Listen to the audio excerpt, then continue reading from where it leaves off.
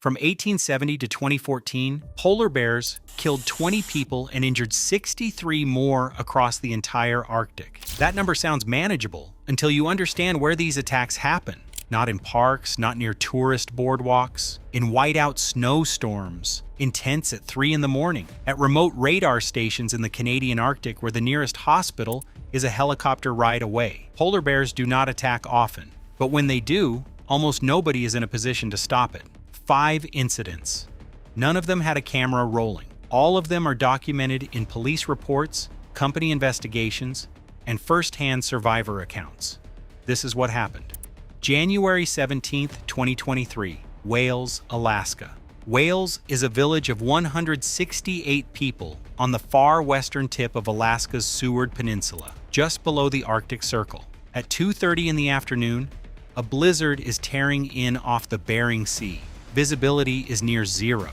Summer Myomic, 24 years old, bundles her 1-year-old son, Clyde Ong Toas Rook, against the wind and steps outside the King Ikmiut school, where she has been visiting relatives. The health clinic is 150 yards away. It is a short walk. She can barely see where she is going. The polar bear is already in the village. It had been moving through the community before she stepped outside, chasing residents who scattered and got inside. Nobody reached Summer in time to warn her. The bear emerges from the blizzard and attacks them both in the open space in front of the school. There is no cover, nowhere to run. Summer and Clyde are killed within yards of the school entrance. Teachers and school employees hear what is happening and run outside. They go at the bear with shovels, trying to drive it off the victims. The bear turns on them and chases them back toward the building. The principal slams the door to keep the bear from getting inside while classes are still in session. Children are inside that school while this is happening in the parking lot. A village resident arrives with a firearm and shoots the bear during the attack. The bear dies at the scene.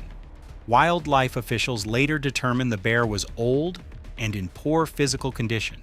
Its hunting grounds had contracted as Arctic sea ice disappeared.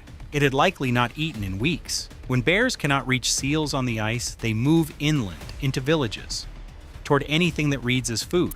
Summer Myomic and Clyde Ong Toas Rook were the first people killed by a polar bear in Alaska in over 30 years. August 8, 2024, Brevoort Island, Nunavut, Canada. Christopher Best is 34 years old. He works as a technician for Nastuk Corporation, the company contracted to operate Canada's North Warning System, a chain of remote radar stations that stretches 3,100 miles from Alaska to Labrador. The outpost on Brevoort Island, off the eastern coast of Baffin Island, sits in one of the most polar bear-dense regions on Earth. Best has been posting photographs of polar bears to social media from the station. He calls his mother and stepfather to tell them not to worry. The bears in his photos, he says, are not close. He has it under control. On the afternoon of August 8th, Best is told there is a polar bear near the station. He grabs his camera and goes outside. The Nasituq incident report later states that he believed the animal was off in the distance. He rounds the corner of a building. There is a second bear he does not know about. A co-worker inside the station looks out a garage window and sees the attack in progress. He runs to find help. There is no gun inside the technical services building. Due to the documented bear risk at Brevoort, workers at this specific station were permitted to smoke inside near an exhaust fan rather than step outside. A problem bear had already been killed at this same station in 2023 after it repeatedly tried to enter buildings and could not be deterred. Christopher Best had previously worked at inland radar sites where bears were rarely seen. He did not have the same frame of reference for what this station required. The co-worker reaches the accommodations building and alerts a wildlife monitor. The monitor fires a non-lethal bear banger from a 12-gauge shotgun. Both bears run. Then, one of them turns around and charges the wildlife monitor, who is forced to shoot it dead. Christopher Best does not survive. His family was notified the following morning. The photographs he posted to social media that day, showing polar bears near his work site, remain online. December 2024, Fort Severn, Ontario. Fort Severn is Canada's most northerly community, sitting at the southern tip of Hudson Bay. At 5 in the morning, a couple steps outside their home to check on their dogs. A polar bear lunges at the woman. Her husband jumps directly onto the bear. He puts himself between the animal and his wife and takes the attack on his arms and legs. She falls to the ground. He is being mauled. A neighbor hears the screaming from outside and comes out with a firearm. The neighbor shoots the bear and kills it. The woman is not seriously injured. Her husband is taken to hospital with serious but non-life-threatening injuries to his arms and legs. He recovers. The Anishinaabe Police Service confirmed the details in a statement. No camera footage exists. What is notable about this incident beyond the obvious is the time. 5 a.m., checking on dogs, a routine that every person in a northern community does without thinking about it. The bear was not tracked before the attack. It was not a known problem animal. It was simply there when they stepped outside. July 28, 2018, Shuayani Islands, Svalbard, Norway. The MS Bremen is a German expedition cruise ship operating in the Svalbard archipelago, the remote island group between mainland Norway and the North Pole. It carries passengers who pay to observe Arctic wildlife, including polar bears, in their natural habitat. Before any passengers are allowed to disembark at a landing site, the ship's polar bear guards go ashore first to clear the area. It is a safety protocol. The guards are armed. Their job is to detect any bears before tourists are exposed to them. On the morning of July 28th, 2 polar bear guards go ashore at Shuayani, the northernmost island group in the archipelago. One of the guards is a 42-year-old German man. They are doing exactly what the protocol requires. A polar bear attacks the guard before he can react. It strikes him on the head. He goes down. The second guard shoots and kills the bear before it can continue the attack. A helicopter airlifts the injured guard to Longyearbyen Hospital. He survives with head injuries that are serious, but not life-threatening. The bear's body is later examined.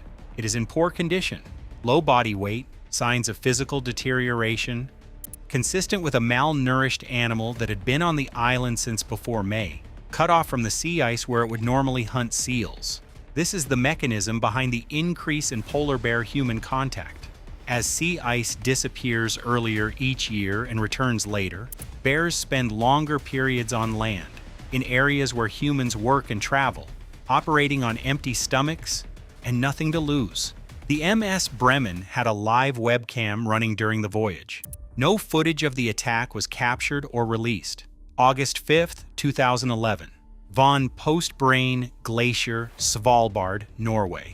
A group of roughly 80 people from the British Schools Exploring Society are camped near the remote Von Postbrain Glacier in Svalbard.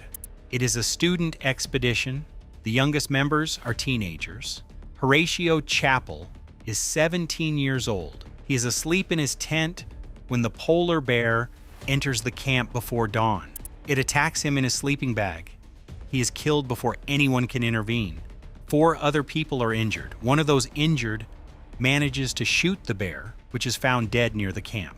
The bear entered silently. There was a tripwire alarm system set up around the perimeter of the camp, but investigators later determined the bear had managed to enter without triggering it. In the darkness, in the Arctic, on a glacier, 800 miles from the Norwegian mainland, there was very little anyone could have done in time. Horatio Chappell's parents later said publicly that they did not blame the expedition organizers. The British Schools Exploring Society has been running Arctic expeditions for decades. This was the first time a participant had been killed. His name is worth saying again, Horatio Chappell, 17 years old. He went to Svalbard on a school expedition and did not come home. From 1870 to 2014, polar bears killed 20 people globally. That is 144 years of documented attacks producing 20 deaths. Since 2018 alone, there have been at least 4 fatal incidents across Alaska, Nunavut, and Svalbard. The frequency is increasing. The reason is not that polar bears are becoming more aggressive. It is that the ice they hunt on is disappearing. Bears that cannot reach seals move inland. They enter villages and radar stations and campgrounds and cruise ship landing sites. They are not hunting people out of preference. They are hunting people because everything else has gone. The bear that killed Summer Myomic and her son in Wales was old and starving. The bear that killed Christopher Best was likely in a similar condition. The bear that attacked the MS Bremengard had been stranded on an island with no food source for months. Understanding why this is happening does not make any of these 5 incidents easier to reckon with. It just means the pattern is not random. And if the pattern is not random, it is also not finished.